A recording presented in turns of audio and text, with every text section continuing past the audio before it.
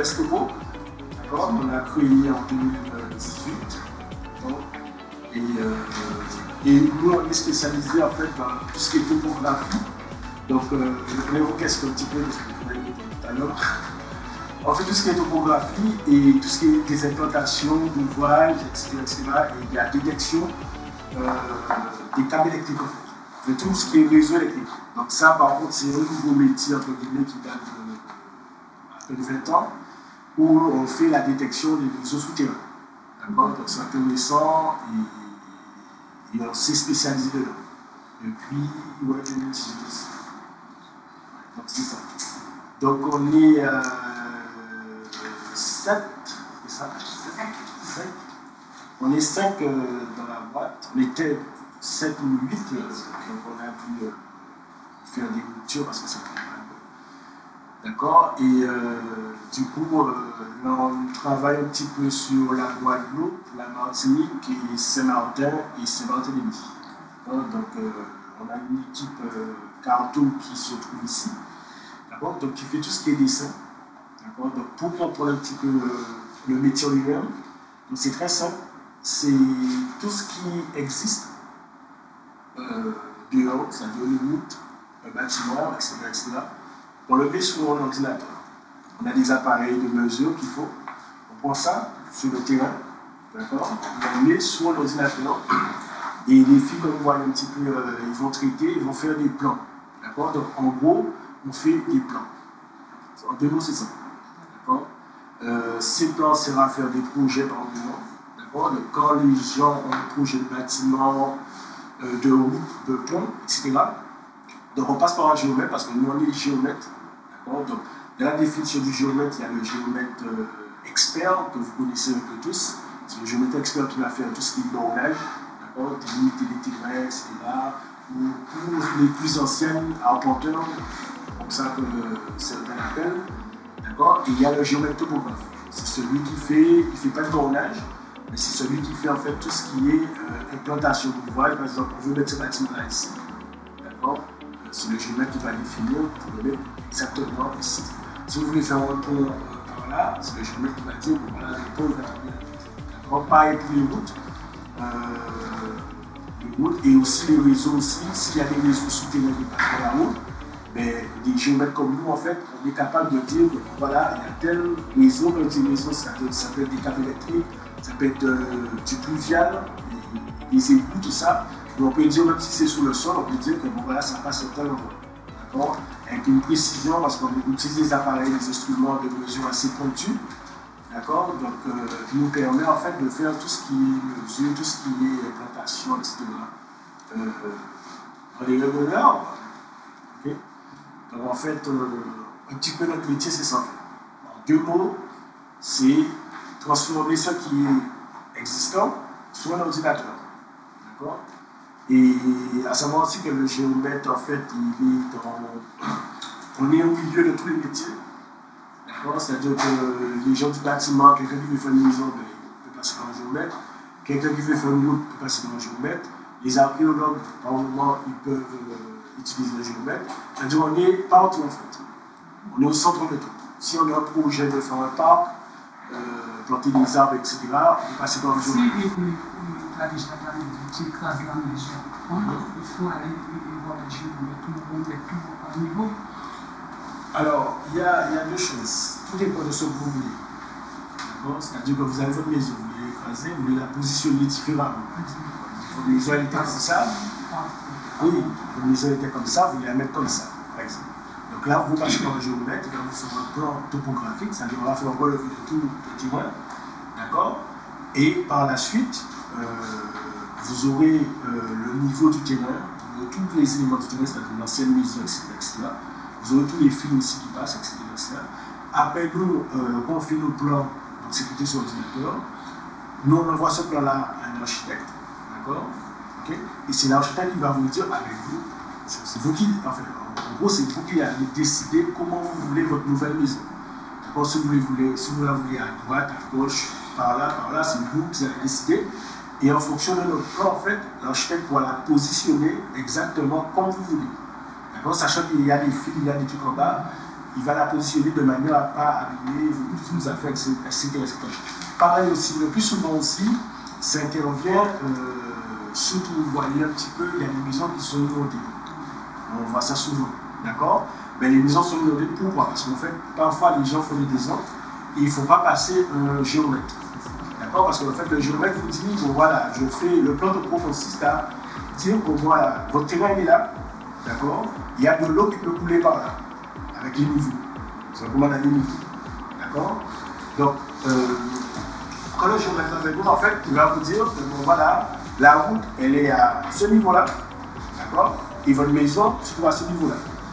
Donc, pour construire, on va voir comment on fait une étude pour pouvoir mettre la maison plus haut que la route. D'accord? Et quand vous faites ça, votre maison est plus haut que la route, l'eau passe dans la route avec l'inondée et votre maison ne sera pas inondée. Mais le plus souvent, les gens font comme ils veulent, comme ils peuvent aussi. Comme je dis, comme ils veulent, comme ils peuvent. Parce qu'il faut avoir des sous aussi, quand même, mais en fait, ça évite toute problématique par la suite. Bonjour, je m'appelle Madame Coloricine. Je veux savoir quelle expérience, quel passage facile pour avoir notre structure. Alors, il y a deux choses dans la question. Pour être géomètre topographe technicien, il faut avoir un BTS. D'accord? Géomètre topographe. Ça, c'est une chose. D'accord? Pour être chef d'entreprise, on a besoin de diplôme. Chef d'entreprise. Quel que soit, je parle géomètre, etc. Après, pour faire le métier, il faut bien avoir le diplôme. Il faut bien avoir le diplôme et l'expérience. D'accord?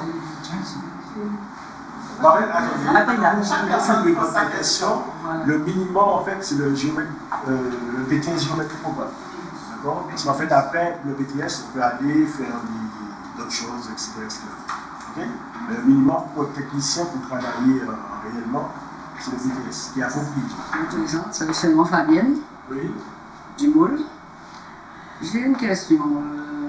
Le nom de votre entreprise, c'est Estopo, mais le statut, si je vois marqué ce nom à la feuille là, vous êtes en SASU. SASU? Sinon, vous avez des associés. Non. Non, en fait, la SASU, en fait, c'est une société personnelle. Alors, c'est une société comme on crée seul. Vous n'avez pas besoin d'associés. D'accord? Il y a le statut SARL, vous êtes obligé d'avoir des associés. D'accord? Donc en fait, c'est un truc qui est assez très important, c'est de savoir c'est quoi les statuts. D'accord? Savoir bien les statuts, à quoi ça sert. La première chose pour faire peut-être, c'est de se renseigner, se documenter sur les statuts, bien lire les statuts, d'accord? Pour savoir comment vous créez les sociétés. Ça a été facile quand vous avez créé votre entreprise. Alors, ça c'est une question que... Comment vous dire ça? Faire toute honnêteté en fait, c'est... la question elle a deux sens. Elle est simple mais elle a deux sens en fait. D'accord? Comprenez bien en fait. Créer une entreprise, c'est quelque chose, on va dire, de difficile. D'accord? Vous voyez bien, il y a deux sens, c'est contraire. C'est quelque chose de difficile et en même temps c'est quelque chose de facile, de très facile. Alors, quand je dis c'est difficile, quand je dis c'est facile, ça dépend de la personne, de la motivation de la personne, de l'envie de la personne. Si vous trouvez que vous avez un objectif, votre objectif c'est de créer votre entreprise et de travailler, d'accord? Le parcours difficile ou pas difficile, il faut que vous la passez, mais vous ne voyez pas que c'est difficile en fait. Parce que vous voulez en fait, parce que dans la vie, dès qu'on veut, on peut, d'accord? Donc ça dépend de la personne. Donc créer une entreprise, moi je dis que c'est un truc, c'est une aventure, donc c'est pas un truc compliqué. On veut le faire, on le fait, d'accord? Et on y va. Au départ, c'est-à-dire qu'on a une question, on va dire, un peu étrangère à ce nous-mêmes, c'est-à-dire qu'on ne savait pas ce que c'était, on a appris, nous sommes venus en contrat de formation après qu'elle a été déclinée en contrat, on va dire, à durée déterminée. Et alors, du coup, on a appris, si on est curieux, si on est un peu sensible, si on met de la compréhension, on veut chercher un petit peu, après on s'adapte. Au départ, c'était, je ne vais pas dire que c'était dur, mais il y a des zones d'incompréhension qu'il faut très vite éclairer pour pouvoir justement faciliter la suite du travail. Mais c'est de là la difficulté. Après, on apprend tous les jours.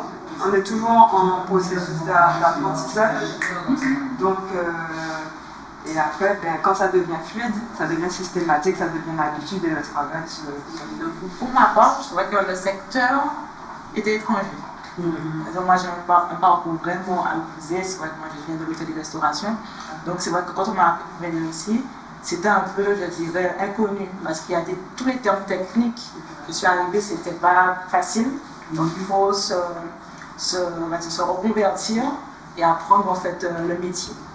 Donc c'est vrai qu'au départ c'était pas évident dans le sens vraiment dans la partie apprentissage de qu'est-ce que le métier. Est-ce que ça vous arrive d'avoir certaines difficultés dans ce que vous faites? Ah, si. On apprend, comme je disais, on apprend tous les jours. Et même, sachez que, certes, nous sommes visiblement seuls là, mais il y a une hiérarchie au-dessus de nous quand même, c'est-à-dire les clients qui ont des équipes. Et aussi, ben, quand on nous donne des projets, des attentes, parfois, c'est là aussi il y a plus ou moins des difficultés, parce qu'il y a des attentes, il y a des exigences, on doit se réajuster, donc c'est là aussi qu'on doit apprendre davantage.